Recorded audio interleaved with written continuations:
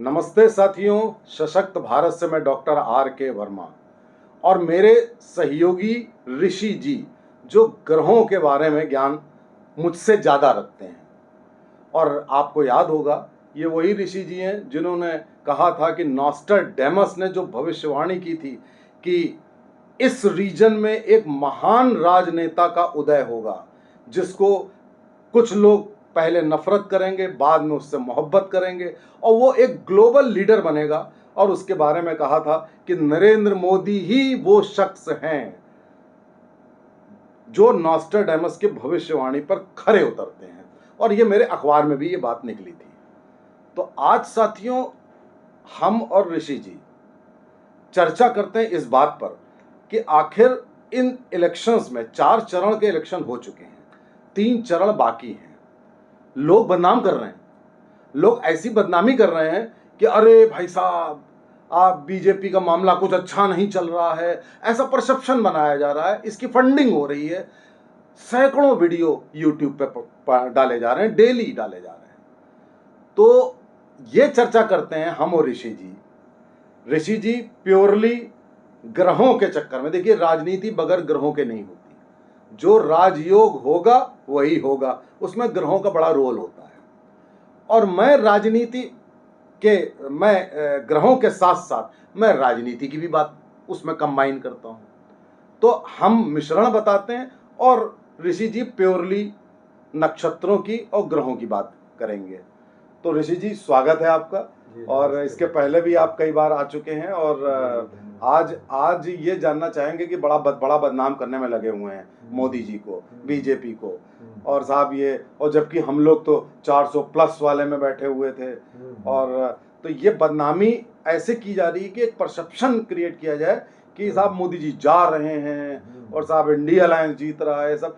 तो ग्रहों के अनुसार ये हम जानना चाहेंगे कि ग्रह, भारत के ग्रह, मोदी जी के ग्रह, राहुल गांधी के ग्रह, अखिलेश यादव के ग्रह, ये आपने सब कुंडली देखी होंगी। जी। तो अब आप ये बताइए संक्षेप में कि ये ग्रह क्या कह रहे हैं, उसके बाद हम सीटों पे आते हैं। जी। लेकिन डॉक्टर साहब की भारत की लग्न जो है वृष तो है जी, और वृष में जो है बृहस्पति और जो है ये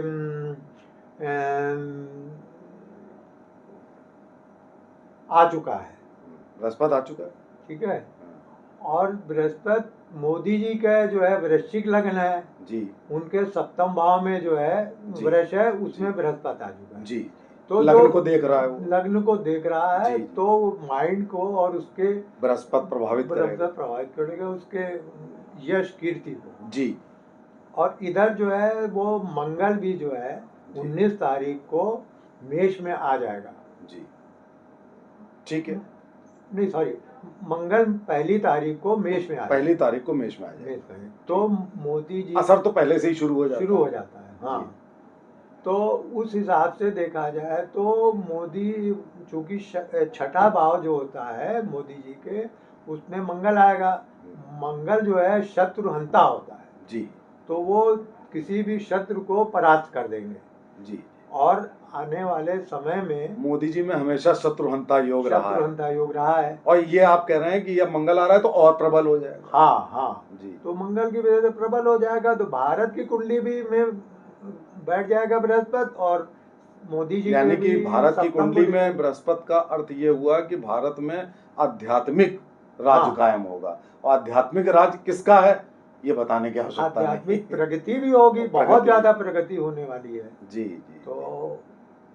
तो आपके अनुसार भारत की कुंडली, और आपने जो राहुल और अखिलेश की कुंडली देखी, उसमें कोई प्रॉमिसिंग, उसमें कोई ज्यादा वो है नहीं। खाली ये लोगों के जो इनकी शख्सियत है वो अपने स्टेट लेवल या सीमित है, इनकी सीमित है।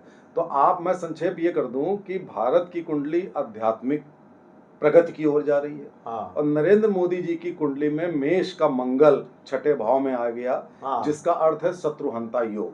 जी। ठीक है ना। और बृहस्पति भी उनके लग्न को देख रहा है। तो यानी वो मैच कर रहा है भारत की कुंडली से। मोदी जी का वो दोनों चीजें मैच कर रही हैं। तो आप क्लियर कट ये बता रहे हैं कि मोदी जी ही भारत का भविष्य है, यही कह रहे हैं? हाँ बिल्कुल। बृहस्पति और सूर्य दोनों आ चुके हैं जी वृष में। जी। और पहली को मंगल भी आ जाएगा। जी जी। इसलिए पहली के बाद ही देखिएगा आप शत्रुघ्नता में जैसे ही रिजल्ट आएगा तो इन लोगों की लोग जितने जो इधर उधर के सब फेक न्यूज या जी, फेक जी। वीडियोस बन रहे हैं ये सब वो तो वैसे भी खत्म हो जाएंगे 1 तारीख के बाद। हाँ। 1 से 4 के बीच में क्या कर लोगे बस भाई, कुछ कुछ नहीं। कर तो पाओगे नहीं। हाँ। तो उसके बाद तो शत्रु अपने आप ही परास्त शत्रु एक अपने तरीके आप से हो परास्त हो जाएंगे जाएंगे। और बाकी तो 4 तारीख को इन्फॉर्मेशन मिलेगी। तो 4 तारीख के बारे में कुछ बात करते हैं। जी जी। तो 4 तारीख के बाद में स्टार्ट करते हैं हम टोटल नंबर ऑफ सीट में। तो टोटल नंबर तो एकदम लास्ट में बताते हैं, जी। आपसे पूछते हैं ठीक और मैं भी अपनी बताता हूँ। जी जी। स्टार्ट करते हैं उत्तर प्रदेश से। हाँ। उत्तर प्रदेश में 80 लोकसभा सीट है। हाँ।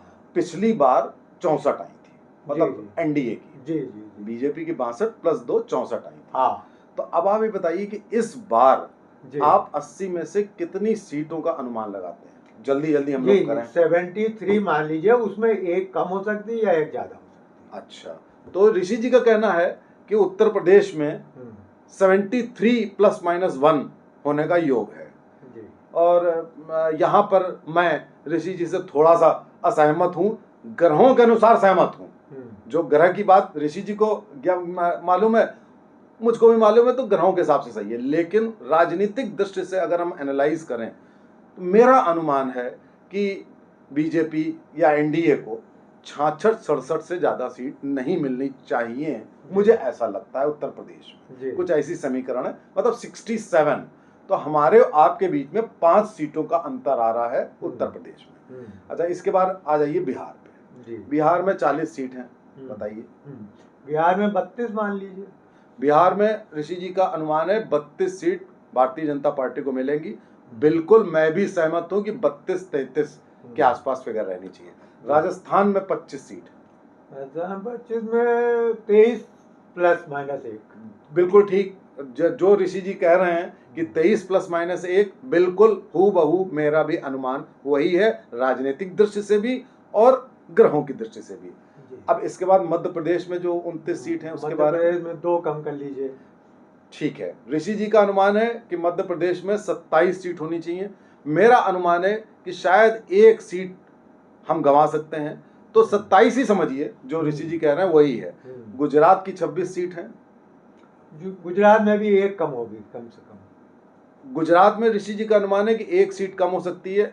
गुजरात में मेरा अनुमान है कि 26 में 26 सीट हमारी होनी चाहिए। इसके बाद महाराष्ट्र की सीट 48। तो 48 में आप महाराष्ट्र में क्या अनुमान लगाते हैं? एनडीए को बताइएगा, बीजेपी को नहीं। अच्छा, एनडीए को? हाँ, पूरा एनडीए को। एनडीए को तो फिर 40 मानिए। 48 में 40 सीट एनडीए को दे रहे हैं, लेकिन ऋषि जी मैं थोड़ा सा असहमत हूँ पॉलिटिकली। आप ग्रहों के हिसाब से बता रहे हैं, तो पॉलिटिकली मुझे ऐसा लगता है कि महाराष्ट्र में हमने थोड़ी सी कुछ गलतियां की हैं। तो मैं समझता हूँ कि महाराष्ट्र में हम 34 से 36 पर रहेंगे। अच्छा। तो मुझे ऐसा लगता है कि हमें जो, अगर हमसे पूछा जाए कि आपको किस स्टेट में सबसे ज्यादा नुकसान नजर आ रहा है, तो मैं कहूँगा महाराष्ट्र। हाँ। अच्छा, अब जल्दी से वेस्ट बंगाल, पश्चिम बंगाल पे आ जाते हैं। वेस्ट बंगाल में 22 लगभग होंगे। पिछली बार शायद 19 थी, तो इस बार 22 हैं। आपके अनुसार इस बार 22 हाँ, सीट 22। यहाँ भी मैं थोड़ा असहमत हूँ। इस बार मेरे अनुमान के अनुसार एस्ट्रोलॉजिकली भी और पॉलिटिकली भी कम से कम 30 सीटें भारतीय जनता पार्टी को वेस्ट बंगाल में, यानी कि मैं आपसे 8 सीट आगे का अनुमान कर रहा हूँ। हाँ। जो महाराष्ट्र में आपने कहा था, यहाँ पे कमी पूरी कर दी हमने आपने। जी। अच्छा, इसके बाद आ जाता है उड़ीसा। उड़ीसा में कितनी सीटें हैं? उड़ीसा में सीटें हैं 21। जी। तो 21 में बताइए क्या? 14 लगभग। बिल्कुल ठीक। 14 से 16 के बीच में मेरा भी अनुमान है कि उड़ीसा में हम जाएंगे। बाकी सीटों का अगर देखें तो आ जाता है। अब आप ये बताइए कि बाकी सीटों पे चर्चा नहीं, जैसे कि आसाम में हमें फायदा हो रहा है कि नुकसान हो रहा है? आसाम में तो फायदा ही है। फायदा है। हाँ। मेरा भी अनुमान है कि 1 या 2 सीट का फायदा है आसाम में। हाँ। त्रिपुरा में फायदा है। हाँ। त्रिपुरा में भी 2 सीट का फायदा मैं बता रहा हूँ। पंजाब की क्या स्थिति रहेगी? पंजाब में 6 आ सकती है।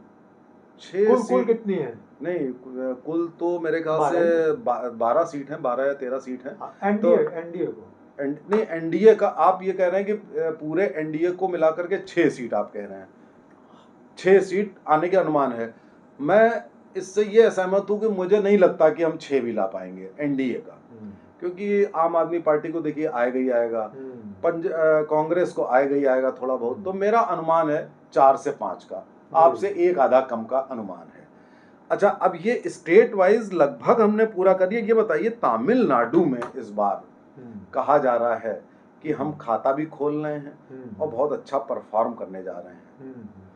और तेलंगाना, तो तेलंगाना और आंध्र प्रदेश, तेलंगाना में पहले भी 4 सीट आई थी, तो आंध्र प्रदेश में भी आई थी। एनडीए में इस बार आपका टीडीपी भी है आंध्र प्रदेश में। तो आपका अनुमान आंध्र प्रदेश और तेलंगाना में क्या है, फायदा है? हाँ फायदा है, इसमें तो दोनों में फायदा है, अच्छा खासा फायदा है। और तमिलनाडु में? तमिलनाडु में देखिए थोड़ा सा है, 8 सीट 7-8 तक 7-8 आ सकती है। हाँ, तो अगर 7-8 अगर आपके जो एनडीए नहीं, एनडीए वहां पे तो बीजेपी ही वो, तो आपका अनुमान है कि तमिलनाडु में 7-8। मुझे ऐसा लगता है, मैं इसमें 4 या 5 में थोड़ा कंजर्वेटिव एस्टिमेट रहूंगा। 7-8, हालांकि अन्नामलाई वहां पे है, वो कह रहे हैं 7-8, आप जो कह रहे हैं वही कह रहे हैं, लेकिन मुझे ऐसा लगता है 4 से 5 के बीच में ज्यादा से ज्यादा आ सकती हैं। और केरल में मुझे ऐसा लगता है खाता शायद खुल जाए, एक सीट का खाता खुल जाए। अच्छा, ये तो एक डिफरेंट पर्सपेक्टिव स्टेट का रहा। अब ये बताइए कि मोदी जी तो गारंटी दे रहे हैं, मोदी की गारंटी, और 400 सीट उन्होंने आह्वान किया है। आपकी गारंटी मोदी के लिए क्या है? कितनी सीटों की गारंटी एनडीए को आप देते हैं, ये आप बताइए। एनडीए तो 370 प्लस 10 या 20 ऊपर है। 370 तो गारंटेड है जी, और 10-20 प्लस और होगी। तो आप अनुमान देते हैं 370 से 390 के बीच में कोई फिगर होनी चाहिए आपका। तो ये आपकी गारंटी है मोदी जी के लिए? जी जी जी। जाहिर है कि मैं भी अपनी गारंटी देना चाहूंगा। तो मेरी गारंटी अगर करें तो मेरा एस्टिमेट है कि ये फिगर 390 से 405 के बीच में। तो मुझे ऐसा लगता है कि आप 370 से 390 पे आ रहे हैं, मैं 390 से 405 के बीच में आ रहा हूँ एनडीए को जी। तो अगर एनडीए को 390 से 405 के बीच में आ जाता है तो ये आपकी भी बात सही हो जाती है और मेरी भी बात सही हो जाती है। तो कहने का मतलब है कि ये जितने वीडियो पढ़ रहे हैं, जितना लोग बदनाम कर रहे हैं, तो ये क्या खामखा है? ये बिल्कुल खामखाम है। आपने जैसे बताया, नासर ने कहा था कि वो महान राजनेता का सब विरोध करेंगे, सब गाली देंगे, बाद में सब उसे प्यार करेंगे। तो धीरे धीरे बताइए प्यार की स्टेज कब आएगी? स्टेज 14 में आई, उसके बाद 19 अब कब आएगी? जब सब लोग 24 में आई। अच्छा बताइए, भारत का मुसलमान मोदी से कब जुड़ेगा? लगभग बताइए कब जुड़ेगा?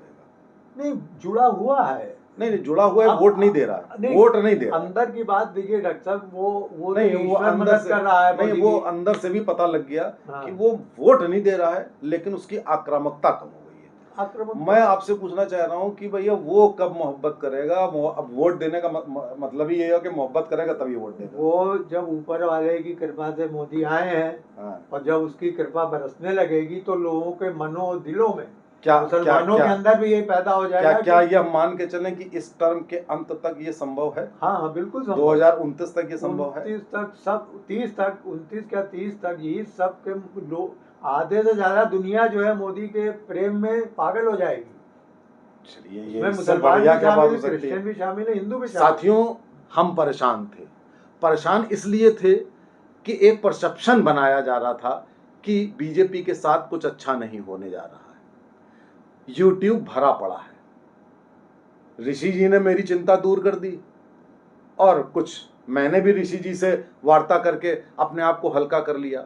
और अगर सबसे बड़ी बात तो यह है कि अगर 390 पे हमारी और आपकी दोनों की सहमति बन रही है तो, और उससे आगे अगर ये हो रहा है कि इस टर्म के अंत तक भारत के ज़्यादातर लोग मोदी जी से जुड़ जाएंगे, और भारत के ही नहीं विदेश के भी, तो ये आने वाले भारत के लिए बहुत शुभ संकेत है। क्योंकि भारत जिस तरीके से टूट चुका था, टूट रहा था, और अभी भी देश की विनाशकारी शक्तियां भारत के पीछे पड़ी हुई हैं, भारत के अंदर से भी और भारत के बाहर से भी। उनका बहुत कुछ अंत 2029 यानी अगले इस टर्म के अंत तक होना निश्चित है, ऐसा ऋषि जी भी कह रहे हैं, मुझे भी ऐसा ही लगता है। ये तो जी जी, हाँ बताइए बताइए। वे तो महाभारत है, वो गीता वाला हिसाब चल रहा है, वही रिपीट हो रहा है, वो उस युग का जी बिल्कुल ठीक, कलयुग में भी रिपीट हो रहा तो है। वही चीज रिपीट हो रही है कि धर्म का राज हाँ। स्थापित होगा, राम राज स्थापित होगा। हम्म। नमस्ते, जय हिंद, जय भारत।